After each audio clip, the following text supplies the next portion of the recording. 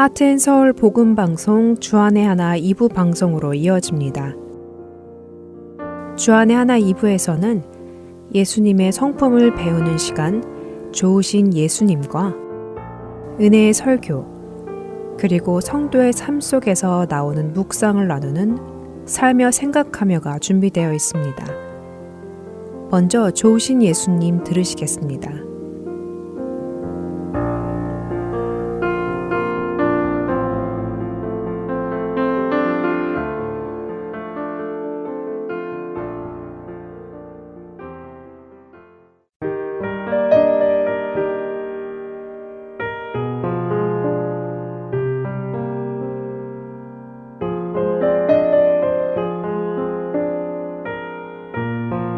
애청자 여러분 안녕하세요. 예수님을 알고 예수님을 닮아가는 프로그램 좋으신 예수님 진행의 민경은입니다.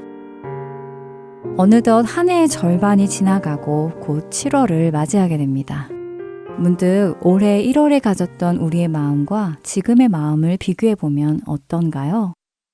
연초에는 이번 한 해는 이렇게 살아야지 하고 다짐하며 새로운 각오로 시작하셨을 텐데요. 시간이 흐르면서 그 마음은 조금은 희미해지고 처음 품었던 계획들도 흐트러졌음을 알게 됩니다. 그 사이 무언가 크게 바뀌었을까요? 아마 상황은 별로 달라지지 않았을 것입니다. 변하는 것은 우리의 마음입니다. 사람을 움직이는 가장 큰 힘, 우리를 행동하게 하는 가장 근본적인 동기는 바로 마음입니다. 마음이 내키지 않으면 아무것도 하기 싫고 반대로 마음이 뜨겁고 기쁘면 어려운 일도 기꺼이 감당하게 되죠. 하지만 이 마음이 항상 좋은 방향으로만 향하지는 않습니다. 때로는 죄를 달콤하게 여기고 죄라는 것을 알면서도 마음이 돌이키지 않아서 그대로 머물러 버릴 때도 있죠. 그런데 이 마음이 참 얄궂습니다. 항상 좋은 방향으로만 향하지는 않더라고요.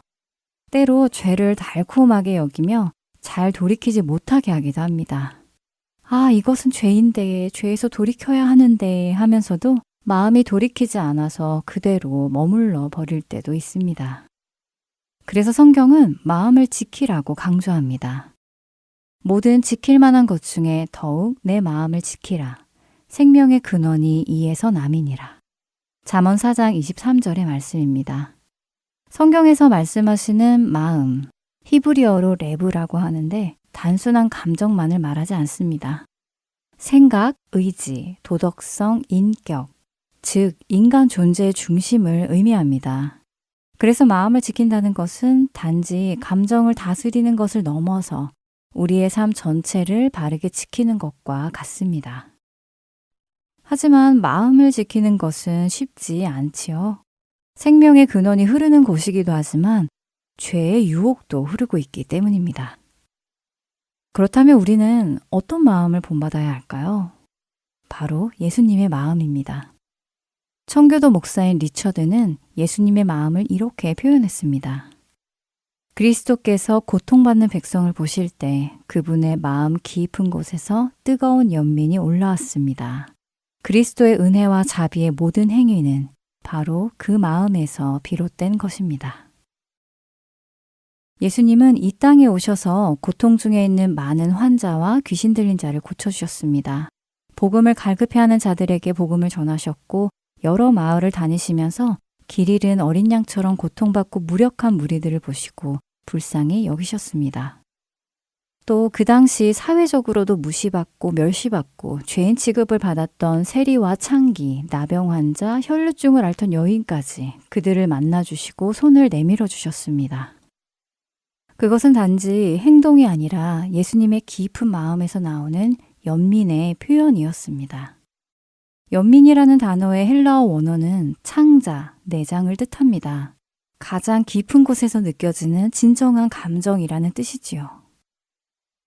우리는 때로 너무 익숙하게 예수님은 자비로우신 분이야 라고 말을 합니다. 그러나 예수님이 자비로우신 분이라는 말은 예수님의 성품이 단지 자상하다는 것만을 말하는 것은 아닙니다. 죄를 미워하시되 죄인을 품으시는 사랑, 정결하신 하나님이 죄인 가운데 친히 오셔서 그들을 만지신 놀라운 그 사랑. 그것이 예수님의 자비인 것입니다. 구약 율법에서는 부정한 자를 만지면 그 만진 정한 사람도 부정해졌습니다. 그러나 예수님은 부정해지지 않으셨지요. 오히려 예수님이 부정한 자를 만지시면 부정한 자들이 정결하게 되었습니다. 예수님은 그렇게 죄로 인해 더러워지고 깨어지고 상처받은 사람들을 다시 일으켜 세우셨습니다. 왜 그러셨을까요? 예수님의 연민의 그 마음이 그들을 외면하지 못하셨기 때문입니다. 예수님은 지금 하늘에 계시지만 그분의 마음은 성령님을 통해 우리 안에 살아계십니다. 육체적 거리보다 훨씬 더 가까이 우리의 생각과 감정과 영혼 깊은 곳까지 예수님의 긍휼은 오늘도 역사하고 계십니다. 우리는 예수님의 마음과 연결된 자들입니다. 그분의 자비와 긍휼이 오늘도 우리 안에 흘러넘치기를 소망합니다. 그리고 우리의 마음도 예수님처럼 변화되기를 기도합니다. 형제 자매를 향한 연민의 마음이 우리 안에서도 흘러나오기를 소망합니다. 모든 지킬 만한 것 중에 더욱 우리의 마음을 지키라. 이 잠언 말씀을 기억하시는 한 주 되시길 소원합니다. 좋으신 예수님, 여기서 마칩니다. 저는 다음 시간에 뵙겠습니다. 안녕히 계세요.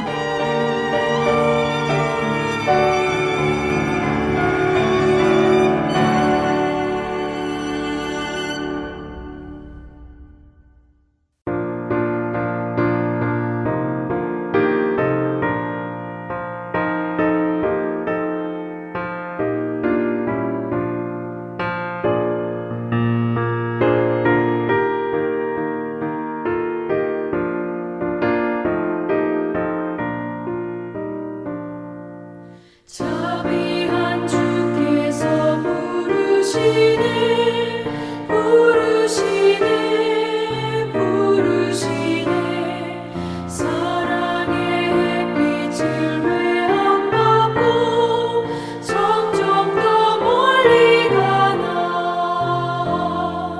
지금 오라 지금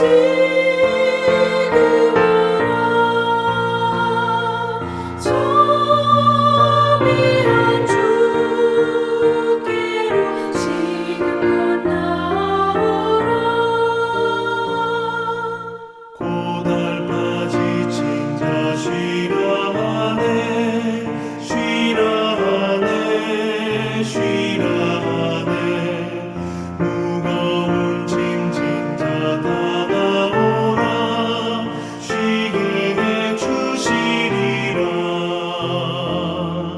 지금 오라 지금 오라 자비한 주께로 지금 건너오라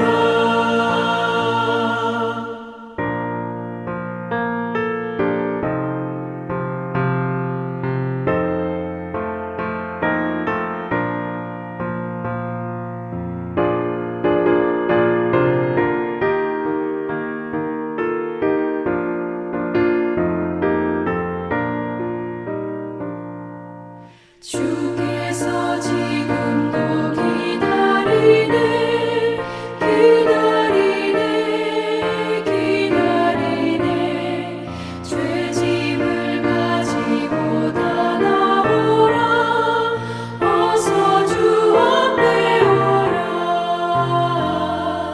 지금 오라 지금 오라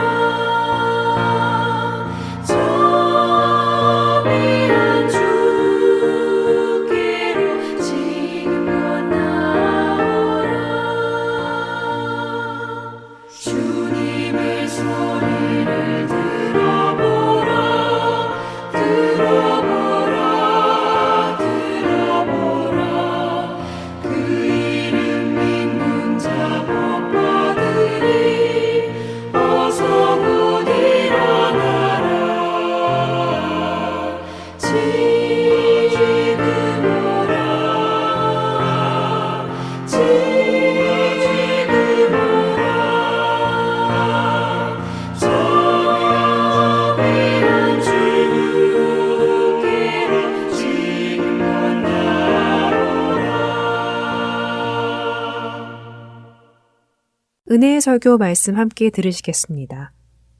오늘은 서울 베이직교회 조정민 목사님께서 고린도전서 15장 3절부터 10절까지의 말씀으로 후회는 도움 안 됩니다 라는 제목의 말씀 전해주십니다. 은혜의 시간 되시기 바랍니다.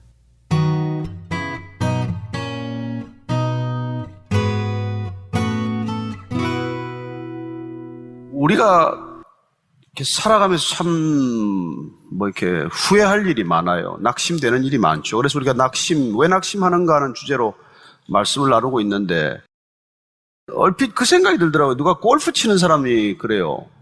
골프를 치다 보면 공이 잘 안 맞는 이유가 100가지는 된답니다. 근데 101번째 이유가 이유도 없이 안 맞는다는 거예요. 무슨 이유인지 모르는 거죠. 이제 낙심을 가만 생각해보니까 낙심은 우리를 낙심케 하는 게 이게 1000가지도 더 돼요. 그런데 1001번째는 이유도 없이 낙심이 되는 거예요. 그런 일이 있다는 겁니다. 별로 특별한 이유가 없는 것 같은데 마음이 이렇게 무너지고 낙심이 되는 때가 있어요. 왜냐하면 이 마음은 나 혼자 거주하는 공간이 아닙니다. 그래서 우리가 왜 낙심이 되는가라는 주제를 계속해서 이렇게 살펴갈 텐데, 이 마음이라고 하는 공간에 나 혼자 있지 않기 때문에 생기는 현상들이에요. 누구랑 같이 있을까요? 그걸 이렇게 알아가고 찾아가고 발견해가는 시간이 되기를 바랍니다. 그래서 누군가 내 안에 함께 거주하는 존재가 있기 때문에 내가 까닭도 없이 이유도 잘 모른 채 이 낙심이 되는 거예요. 낙심케 하는 존재가 있다는 걸 모르기 때문에 그 이유를 모르는 거예요. 그게 누구인지 그 정체를 우리가 분명히 알면 이유는 드러나겠죠. 저는 이 시간을 통해서 저와 여러분이 우리가 왜 낙심하게 되는지를 이렇게 어떻게 보면 밝혀내는 시간이기도 하다는 것이죠. 우리가 정말 살다 보면 이렇게 어렵고 힘든 일이 많지만, 그러나 우리가 이 낙심하는 오늘 주제는 오늘 후회와 관련이 있다는 것입니다. 제목을 보면 이미 눈치를 챘겠지만 오늘 제목이 후회는 도움이 안 된다는 얘기예요. 후회가 이렇게 나쁘다는 게 아니에요. 후회도 일반적인 감정이고 어떻게 보면 보편적인 정서고 그런 우리에게는 자주 닥치는 감정이에요. 그러나 문제는 후회 그 자체에 있는 게 아니라 후회에 머무를 수 있다는 게 문제라는 거예요. 후회에 오래 머무르면 머무르게 될수록 우리는 낙심으로 반드시 빠져들게 되기 때문에, 그래서 그 후회는 도움이 되지 않는다는 것입니다. 후회할 수밖에 없는 일이 우리 인생 가운데 없을 수는 없지만, 그러나 그 후회가 될 때 우리는 여기서 빨리 벗어나야 한다는 거예요. 여기 오래 있다가는 큰일 나요. 오래 후회하다가는 반드시 낙심하게 되고, 그 낙심이 오래 가면 반드시 엉뚱한 결정을 내리게 되기 때문에 이 후회할 수 있는 상황을 맞닥뜨렸을 때 우리는 과연 어떻게 이 후회로부터 벗어날 거냐, 이걸 아는 게 아주 중요해요. 그렇다면 이런 후회가 왔을 때 왜 후회에 오래 머무르는 사람들이 있냐는 것이죠. 그 사람들이 보편적으로 가지는 특징을 한번 살펴볼 필요가 있어요. 자꾸 후회하는 사람, 후회를 입버릇처럼 말하는 사람, 후회에 오랫동안 머무르는 사람, 첫 번째는 과거에 집착하고 있다는 것입니다. 자꾸 되돌아보는 것이죠.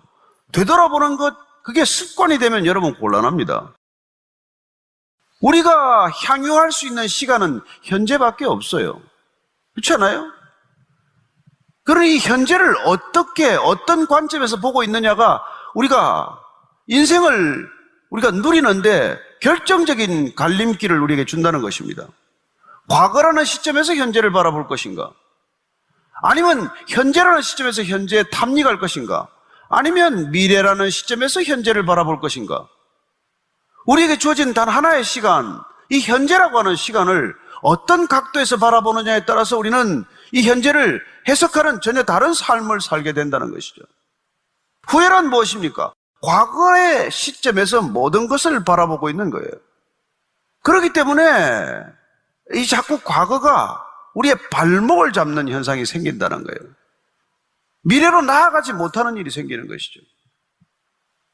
돌이켜보니까 저도 후회할 일이 얼마나 많겠어요. 그러나 그 후회할 일을 생각하지 않고 내게 주어지는 미래를 생각할 때 나는 힘을 얻고 일어설 수가 있지만은 과거에 내가 잘못한 실수들을 날마다 기억하고 그 잘못을 꺼내놓고 날마다 그걸 후회한다고 해서 무슨 변화가 있냐는 거예요. 무슨 도움이 되냐는 겁니다.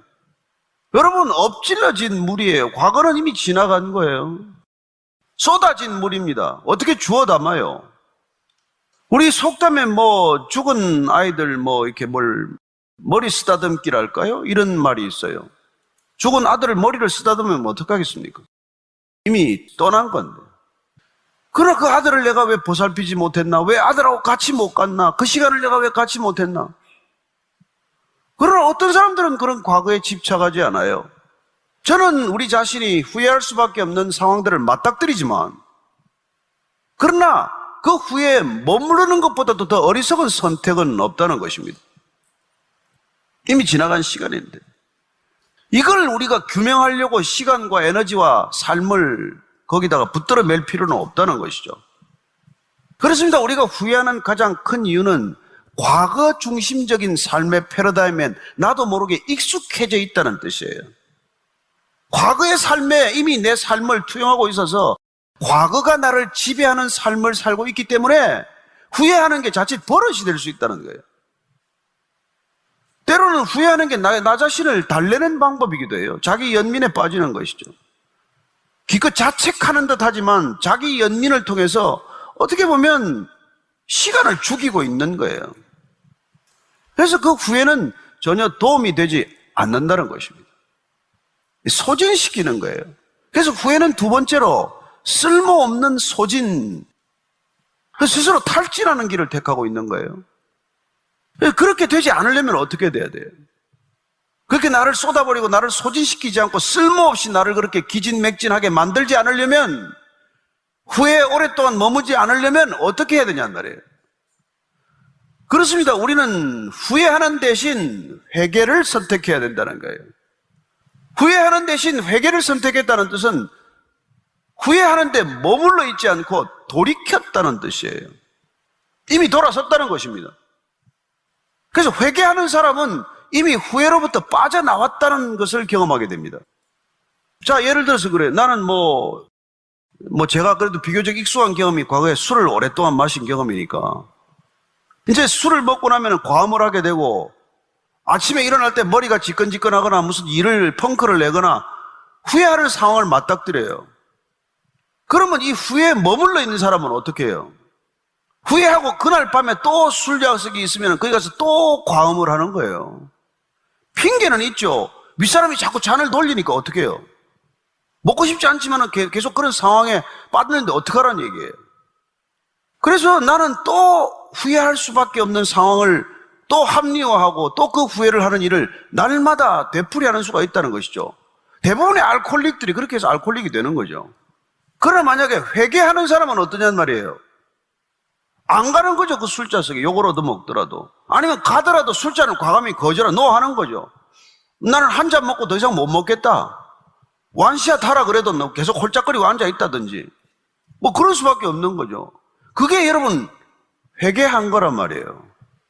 왜냐하면 술을 지나치게 마셨을 때 내 몸을 상하게 되고 일을 못하게 되는 후회할 수밖에 없는 상황을 맞닥뜨리기 때문에 나는 더 이상 후회하지 않기를 결심했기 때문에 나는 회개를 결정했기 때문에 그런 거예요. 술을 끊는 회개는 아니지만 더 이상 술을 지나치게 마시는 일은 하지 않겠다는 건 그런 결단을 가지고 그런 삶을 살아내는 걸 회개했다 그런단 말이에요. 저는 그렇게 안 마시겠다고 회개를 했다가 머리에 술을 끼얹는 사람을 만났어요. 엊그제까지 잘 마시더니 왜 그래? 그렇게 술을 내 머리에 부었지만 나는 회개했기 때문에 더 이상 술을 안 먹기로 결정을 한 거예요. 수모를 겪더라도 창피를 당하더라도 조롱을 받더라도 여러분 그게 회개란 말이에요. 더 이상 나는 회개라고 하는 방법을 통해서 후회를 통한 감정의 소모, 에너지의 탈진, 그런 내가 스스로 자꾸 소진되는 삶을 안 살기로 결정을 했단 말이에요. 그게 빠져나온 것입니다. 그러다 보니까 저는 더 이상 후회하는 버릇을 갖지 않게 되고, 그리고 진정한 회개를 통해서 나는 거듭남을 경험하는 삶을 살기 시작하는 것이죠. 또 한 가지 우리가 이 후회가 주는 좋지 못한 것 중에 하나는, 그 증상의 특징은 세 번째로 뭐가 있냐면, 여전히 어떻게 보면 자아 편집증과도 같은 거예요. 여전히 자아 편집증과도 같은, 어떻게 보면 소화병적인 것과도 같은 그런 편집증에 사로잡혀 있다는 것입니다. 왜 자꾸 후회를 하느냐? 왜 자꾸 후회하는 버릇에 머물러 있느냐? 그건 여전히 관심이 나한테만 집중이 되어 있기 때문에, 눈을 들어서 다른 상황을 바라보고 다른 사람을 바라보고 새롭게 전개되는 상황을 바라보면 좋을 텐데, 여전히 나 자신에게 초점이 맞춰져 있는 삶이라는 것이죠. 그래서 제가 소화병적이라고 말하는 것이죠. 어떻게 보면 계속해서 후회하는 사람들은 그런 소화병적인 상태를 벗어나지 못하고 있는 것이죠. 오늘 그래서 사도 바울은, 오늘 얘기를 좀 이 성경에서 우리가 찾아보면은, 사도 바울이라는 사람은 거기서 벗어난 사람이에요.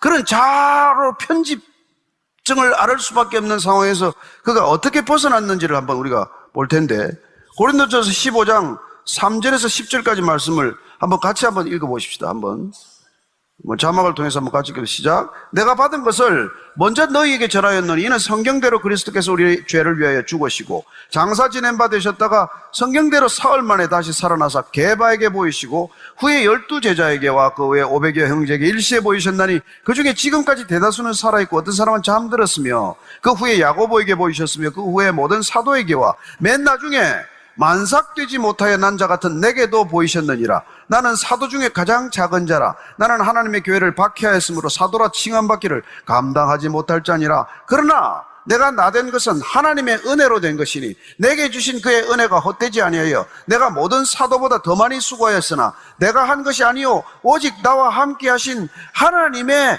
은혜로라. 이 사도 바울은 말이에요, 후회할 수밖에 없는 상황이 많아요. 왜 내가 스테반을 돌로 쳐 죽이는데 거기 뭐하러 갔지? 내가 무엇 때문에 그리스도인들을 잡으러 체포영장까지 받아가지고 온 그리스도인들을 잡아다가 옥에 쳐넣었지? 무엇 때문에 다메섹까지 가느라고 다마스커스까지 가는 해외로까지 가서 내가 그 사람들 잡으러 다녔지? 그런 후회하면은 후회거리가 한두 개가 아니에요. 왜 조금 더 예수를 일찍 못 믿었을까? 예수님을 따라다닐 때 예수님 소문이 있을 때 한번 직접 찾아가 봤으면 좋았을 텐데. 그렇습니다. 그런 후회할 일을 쭉 나열하는 거예요.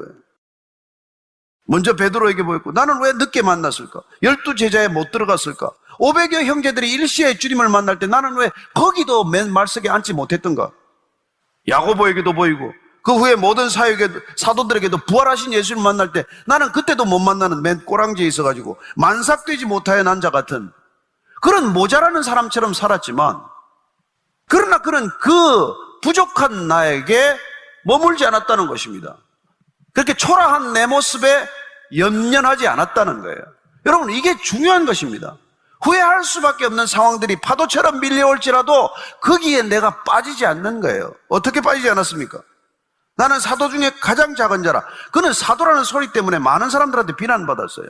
네가 무슨 사도냐? 네가 예수님을 직접 따라다니기를 했냐? 예수님한테 직접 무슨 말씀을 듣기를 했냐?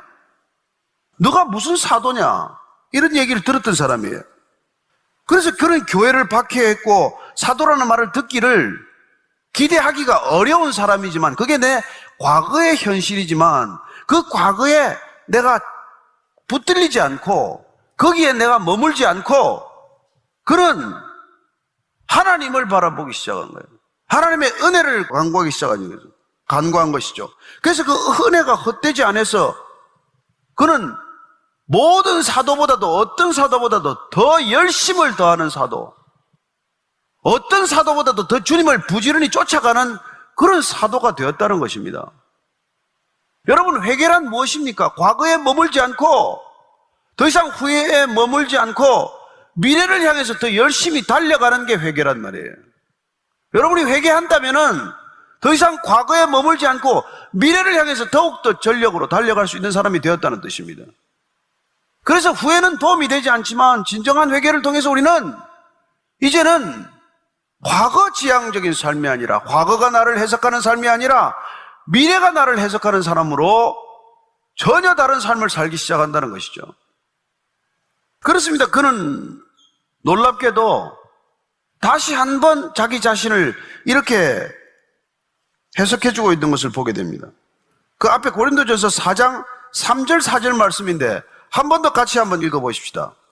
사도 바울이 어떻게 후회하지 않고 그런 미래를 향해서 달려갈 수 있는 사람이 되었는지, 어떻게 그런 낙심에서 벗어날 수 있는지를 한번 3절 4절 다시 또 읽겠습니다. 시작.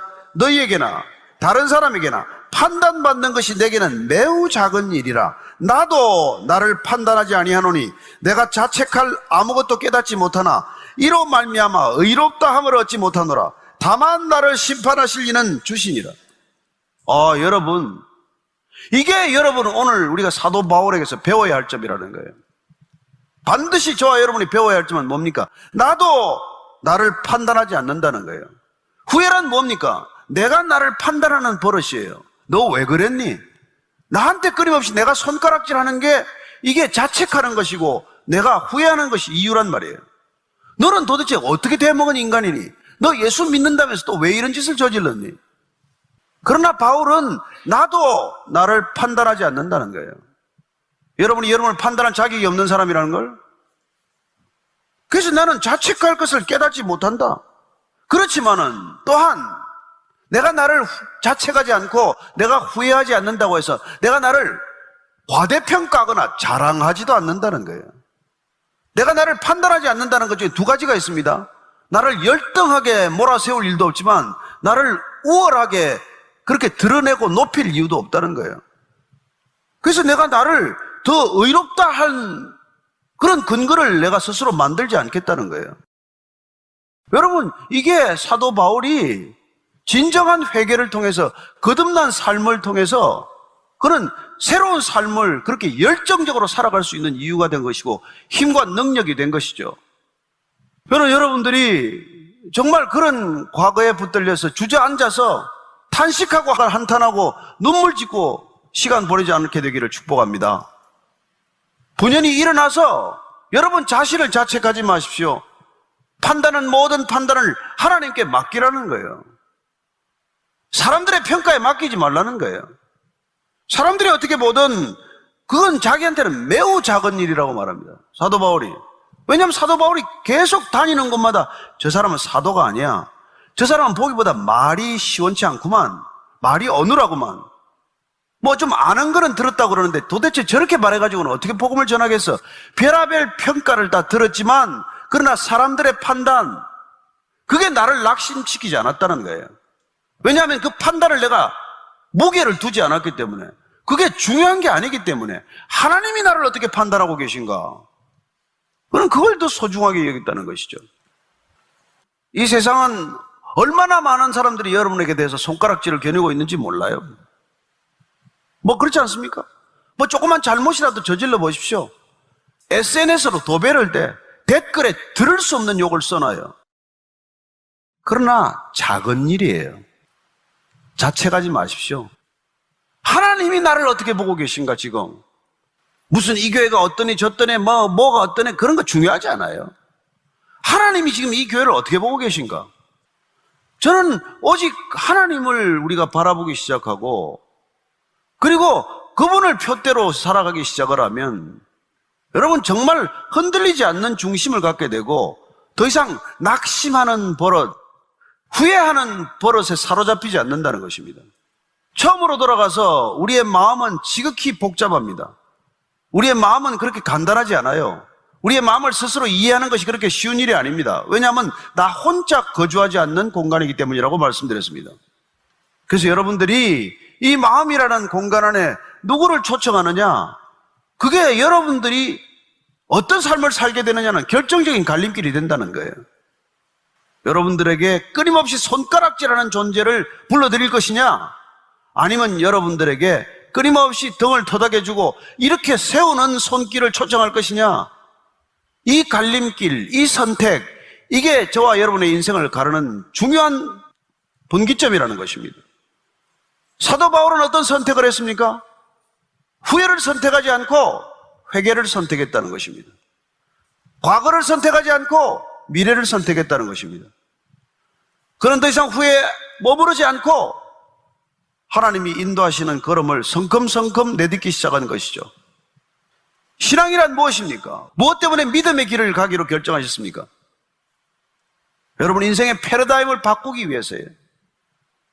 여러분들의 삶을 과거에서 더 이상 보지 않고 후회에 머무르지 않고 어떤 후회할 일이라도 어떤 실수와 실패와 실족이 있었다고 하더라도 거기에 머무르지 않고 분연히 우리는 미래로부터 우리를 붙들어 주시는 힘, 그 능력에 붙들려 살아가기로 결정한 것이죠. 그게 믿음의 선택이요, 그게 믿음의 삶이요, 그게 아름다운 동행이라는 것입니다. 누구와 동행하는 것입니까? 옆에 있는 사람하고? 아니요. 여러분들을 끊임없이 격려하고 위로하고 회복시키는 그 힘과 손에 붙들리는 동행을 선택했다는 것입니다. 낙심하지 마십시오. 세상이 여러분을 낙심시킬지라도. 후회를 선택하지 마십시오. 아무리 후회할 일이 많더라도 하나님이 여러분을 다시 의롭다고 하실 것입니다. 그래서 주님께서는 우리에게 70번씩 7번이라도 용서하는 주님을 우리에게 보여주시는 것이고 들려주시는 것이죠. 70번씩 7번이라도 후회할 일이 있다고 하더라도 하나님께서는 용서를 통해서, 회복을 통해서, 위로를 통해서 우리를 다시 이렇게 세우는 놀라운 능력을 경험하는 것입니다. 저는 사도 바울이 나는 죄인 중에 괴수라 그런 고백을 성경에서 읽고 제가 비식 웃었어요. 내 앞에서 죄 얘기하지 마. 제가 만약 죄에 머물렀다면, 제가 지은 죄를 놓고 묵상을 한다면, 제가 후회에 머물러 있다면 저는 이 자리에 설 수 없는 사람이에요. 그러나 저는 돌이켰고, 그리고 돌이켰을 때 주님께서는 우리를 의롭다 하시는 음성을 들었고, 다시 한번 너는 나를 따르겠느냐 묻는 질문에 네, 저는 주님을 따르겠습니다. 세상을 따르지 않겠습니다. 주님을 따르겠습니다. 결정했기 때문에 여러분 앞에서 다시 낙심하지 말라고 얘기할 수 있는 것이고, 여러분이 어떤 선택을 할 건지 다시 한번 여러분들에게 물을 수 있는 시간을 갖게 된 것이죠. 다시 묻습니다. 후회하시겠습니까? 회개하시겠습니까? 과거로 현재를 살겠습니까? 아니면 미래로 현재를 사시겠습니까? 여러분이 결정하십시오.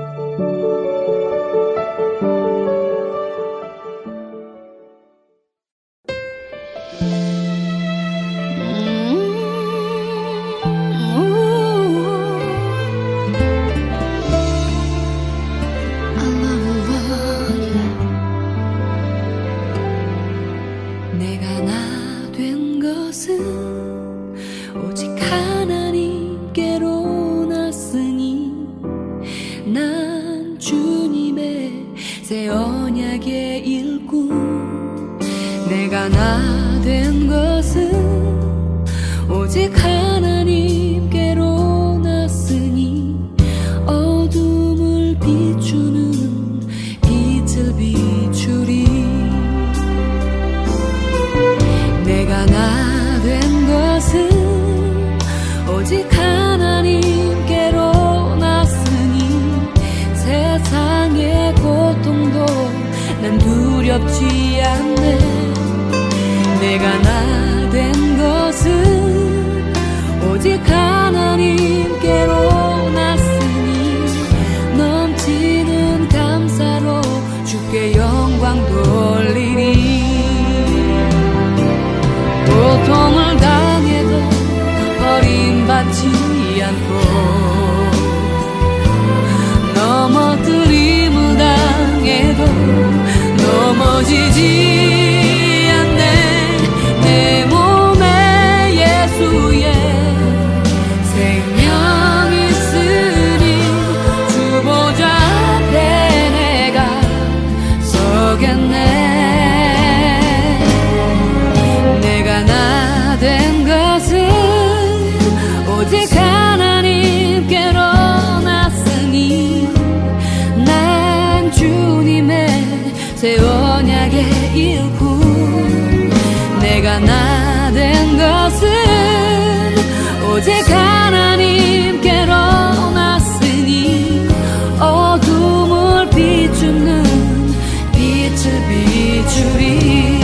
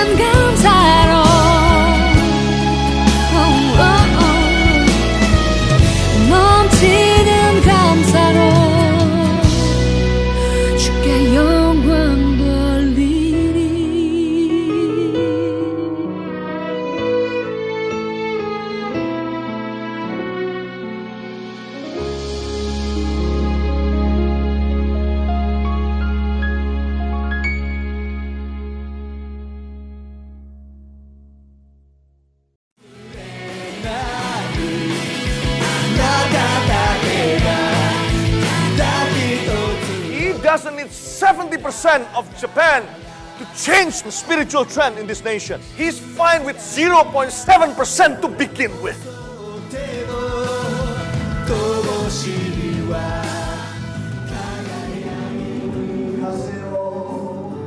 하나님을 향해 부르짖는 일본인들의 간절한 마음이 들리십니까? 크리스천 인구가 1%도 되지 않는 척박한 영적 사막 일본. 그 사막의 땅에도 복음의 씨앗이 뿌려져야 할 것입니다. 하트앤소울 복음선교회에서는 이 일을 위하여 일본어 방송 CD를 제작하였습니다. 주위에 있는 일본인들에게 이 CD를 전하고 싶은 분들은 전화번호 602-866-8999로 연락 주시기 바랍니다.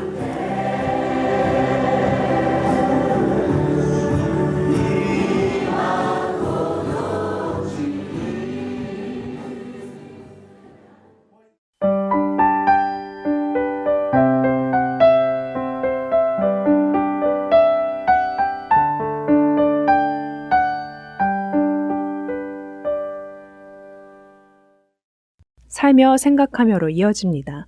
오늘은 김희옥 성도의 이야기입니다.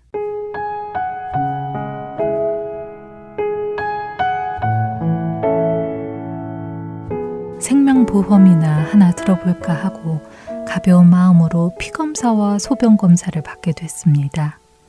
물론 평소에 저 같은 성격이면 전혀 관심이 없었겠지만 재정 설계를 하는 조카가 말하기를 워낙 저렴하게 나온 상품이 있다고 말을 해줘서 하게 됐죠. 검사를 하고 일주일이 못 돼 결과를 받았습니다. 막대 그래프에 지금 저의 상태가 어디쯤인지 수치와 함께 표시돼 있었습니다. 혈액 검사 결과는 그런대로 양호한 편이었습니다. 그런데 혈압이 높고 소변 검사 결과가 좋지 않았습니다.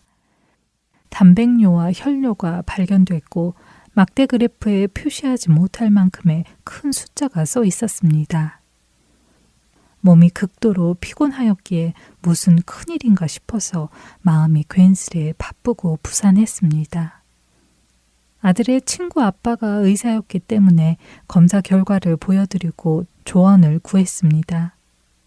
그는 혈액 검사 결과는 신장이 잘 작동하고 있다는 수치를 보여주지만 단백뇨와 혈뇨의 수치로 봐서는 가까운 시일 내에 신장 의사를 만나보라고 했습니다. 무슨 결과를 받은 것도 아닌데 마음이 싱숭생숭했습니다. 마음으로는 이미 유언장에 쓸만한 내용들을 적고 지우고 적고 지우며 지금이 아니더라도 언젠가는 죽을 것인데 과연 죽음 앞에서 나는 그리스도인의 모습일까? 두려움 없이 감사한 마음으로 주님을 뵙기를 갈망하며 평안할 수 있겠는가? 나는 진짜 크리스찬인가 가짜인가 등등의 수없는 물음을 되뇌이고 있었습니다. 그러다가는 어느 날 밤 가슴이 쿵쾅거렸고 불안증이 밀려와서 누워있을 수가 없었습니다.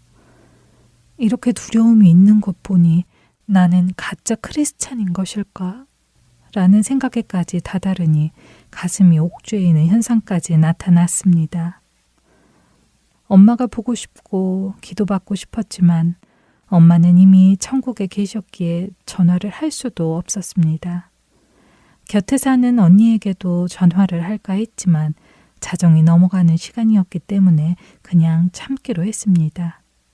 물론 전화를 하면 기도해 줬겠지만 언제까지 누군가의 기도에 의존할 수는 없는 법이었습니다. 저는 예수님 도와주세요, 도와주세요. 기도하고 이런 불안감과 두려운 생각을 가져다주는 마귀를 대적하며 기도했습니다. 그리고 잠언 3장의 말씀을 읽었습니다. 기도하는 즉시 어두움은 물러갔고 저는 잠들었습니다. 지금 생각해보면 왜 처음부터 기도하지 않았을까 싶습니다. 예수님을 먼저 찾기보다 사람을 먼저 찾고 의지한 것을 회개했습니다. 그리고 주일을 맞았습니다. 부활절 주일이었습니다. 제 마음은 기쁘고 감사했습니다. 영원히 죽을 수밖에 없는 죄인인 우리를 위해 이 땅에 오신 예수님. 거룩하신 하나님의 아들 독생자 그리스도 예수께서 나를 위해 죽으시고 또 나를 위해 다시 살아나신 부활의 아침이었습니다. 예수께서 이르시되 나는 부활이요 생명이니 나를 믿는 자는 죽어도 살겠고 무릇 살아서 나를 믿는 자는 영원히 죽지 아니하리니 이것을 내가 믿느냐? 예수님께서 요한복음 11장 25절에서 26절에 하신 질문이 저에게 하시는 질문처럼 다가왔습니다. 아멘, 아멘. 저의 마음은 기쁘고 평안했습니다. 성찬식을 통해 예수님의 살과 피를 나누며 예수님의 피가 나의 피가 됐고 예수님의 살이 나의 살이 됐음을 다시 한번 되새겼습니다. 기쁨과 감사의 부활절이 지나고 난 후에 일주일 동안은 내내 마음에 찔림이 있었습니다. 성령님께서 거하시는 몸을 잘 관리하지 못한 것에 대해서 떠올려 주셨고 생각하게 해주셨습니다. 늘 내 입에 좋은 대로 먹고 절제하지 못해 과식을 일삼았으며 힘들다는 이유로 할 수 있는 대로 아주 미니멈하게 운동했습니다. 한마디로 겨우 게으름을 면한 정도랄까요? 눈과 귀도 거룩하게 지키지 않았습니다. 습관적으로 유튜브를 플레이해 놨습니다. 그러니 눈과 귀가 거의 쉬는 시간이 없었습니다. 그런 악순환의 연속으로 제 영과 몸은 쇠약해져 갔던 것입니다. 저는 의식적으로 건강한 음식을 섭취하고자 노력했습니다. 배부르게 먹지 않으려 노력하면서 운동도 시작했습니다. 필요한 몇 개의 채널 외에 유튜브 시청도 줄여나가고 있었습니다. 그리고 할 수 있는 대로 일찍 잤습니다. 일어나자마자 기도하는 것을 일정한 시간을 정해놓고 해나갔습니다. 들쑥날쑥 내 형편이나 컨디션에 따라 기도하는 것이 아니라 무조건적인 우선순위가 되도록 말입니다. 그리고 기도조차도 나를 중심으로 이기적이게 했었구나를 새삼 깨닫게 됐습니다. 하나님 죄송합니다. 스스로 속이지 말라. 하나님은 업신여김을 받지 아니하시나니 사람이 무엇으로 심든지 그대로 거두리라. 갈라디아서 6장 7절 말씀입니다. 교회에서는 Stop the Scroll이라는 시리즈의 말씀이 시작됐습니다. 휴대폰을 보며 위로 손가락을 밀어 다음 영상을 보는 것을 스크롤한다고 영어로 말합니다. 휴대폰에 점점 중독돼 가는 우리 시대 성도들이 정신을 차리고 중독에서 빠져나와야 한다는 취지의 말씀 시리즈였죠. 목사님은 SNS를 통해 끊임없이 스크롤하면 할수록 염려가 늘어나고 두려움에 사로잡히게 되며 남과 비교하게 된다고 말씀하셨습니다. 필요한 몇 개를 제외하고는 유튜브를 딱 끊어야겠다 생각하고 있었는데 주님께서 예배 중에 마음에 확신을 주셨습니다. 그렇게 어느덧 3주의 시간이 지났고 저의 몸은 6파운드가 줄어 있었습니다. 높았던 혈압도 정상으로 돌아왔고 극도의 피곤함도 점차 줄어들었습니다. 의사를 만나는 날이 됐습니다. 의사는 평소 저의 컨디션이 어떤지 이것저것을 물었고 가족의 건강 내력을 확인했습니다. 그리고 피검사와 소변검사를 위해 그것들을 채취하고 집으로 돌아왔습니다. 결과는 이틀 후에 알게 됐습니다. 의사는 굿뉴스라고 전했습니다. 피검사와 소변검사가 정상이고 소변에 단백질과 혈액이 나오지 않았다고 했습니다. 그러나 초음파 검사는 하자고 했습니다. 보험 때문에 했던 검사 결과 단백뇨와 혈뇨가 한 번은 양성이었고 병원에서 검사한 결과는 음성이니까 재확인차 진행을 하자고 했고 결과 여부와는 상관없이 3개월 후에 다시 내원하라고 했습니다. 일을 하다가 소식을 들었는데 그날 퇴근길은 조그마한 제 차가 꽃길을 달리며 구름 연기를 뿜고 싱싱 달리는 것만 같았습니다. 그런데 그게 끝이 아니었습니다. 즐거움도 잠시, 집에 도착하자마자 소변이 마려웠습니다. 화장실에 다녀오면 또 가고 싶고 또 가고 싶었습니다. 아무 이상이 없는데 이렇게 소변이 마려울 리가 있나? 다 나은 게 맞아? 뭐가 이상한 거 아니야? 방광염이라도 걸린 모양이야? 마귀는 제 생각을 헤집고 의심을 쑥 집어넣고 감사를 빼앗으려고 끝까지 시도했습니다. 예수님 도와주세요를 외치고 또 외쳤습니다. 곧이어 성령님께서 그저 감사만 해라 하고 말씀하셨습니다. 마귀의 깐족거림은 그렇게 큰 북을 치듯 둥둥거리며 제 온 마음을 흔들어 댔는데 성령님의 음성은 시계 초침 소리처럼 작고 정확하고 간단 명료하셨습니다. 만약 제가 경건 생활로 다시 돌아오지 않았다면 결코 그 음성을 분별하지도 붙잡지도 못했을 것입니다. 아무튼 성령님께서 주시는 담대한 마음으로 정신을 번쩍 차리고 가족과 감사를 나누고 기도하고 말씀 읽고 찬양을 부르며 하루를 마무리하고 잠자리에 들었습니다. 감사하게도 그날 밤 저는 잘 자고 일어났습니다. 그리고 승리했구나 하는 확신이 들었습니다. 그렇게 저의 콩팥 소동은 일단락됐습니다.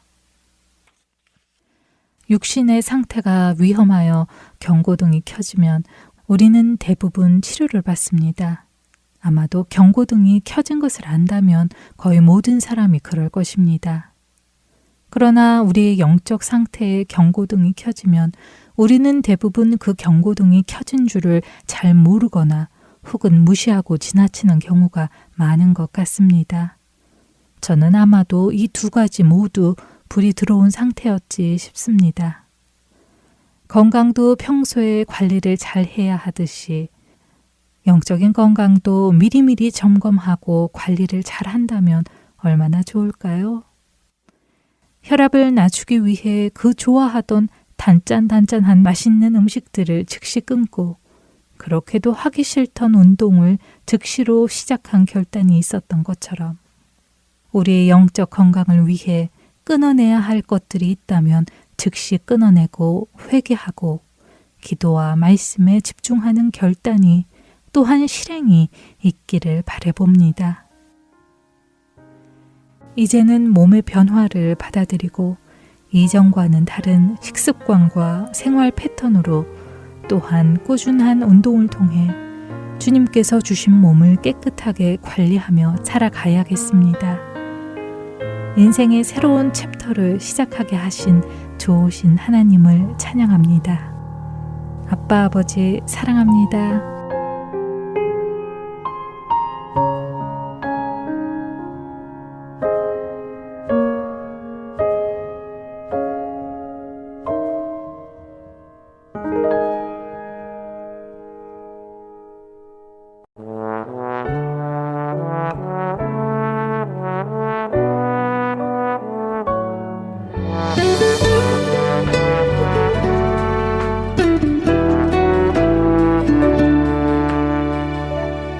오늘 숨을 쉬는 것 감사,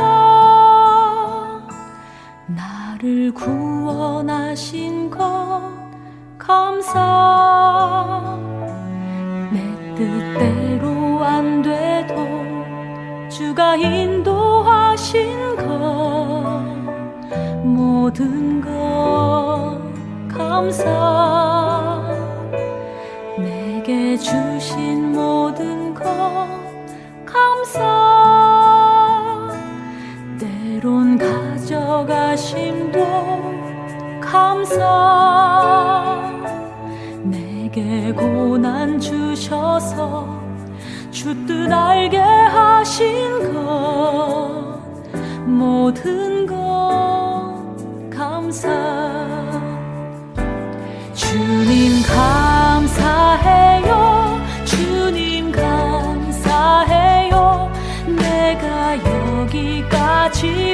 것도 은혜입니다. 주님 감사해요. 주님 감사해요. 나를 사랑하신 주 사랑 감사합니다.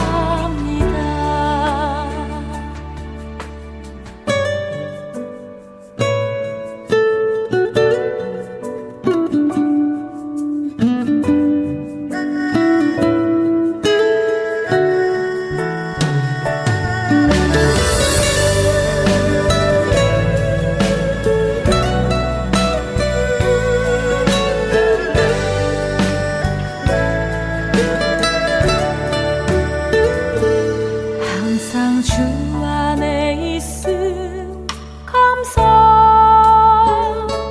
참된 소망 주심도 감사. 나 같은 사람도 자녀 삼아 주신 것 모든 것 감사. 주님 감사해요. 주님 감사해요. 내가 여기까지 온 것도 은혜입니다. 주님 감사해요. 주님 감사해요. 나를 사랑하신 주 사랑 감사합니다. 주님 감사해요. 주님 감사해요. 내가 여기까지 온 것도 은혜입니다. 주님 감사해요. 주님 감사해요. 나를 사랑하신 주 사랑 감사합니다. 나를 사랑하신 주 사랑 감사합니다.